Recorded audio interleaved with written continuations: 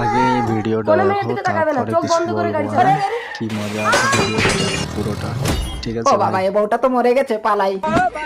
পড়লে পড়লে আমার পড়লে।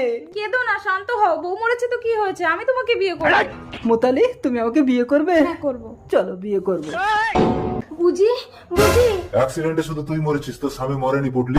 যমরাজ, আমার স্বামী তাহলে মরেনি? আমার স্বামী যদি অন্য কোনো মেয়ের দিকে চোখ তুলে তাকায়? চিত্রগুপ্ত রোবট, একে স্ক্যান করে দেখো তো এর পাপ পুণ্য কি আছে, একে স্বর্গে পাঠাবো না নরকে।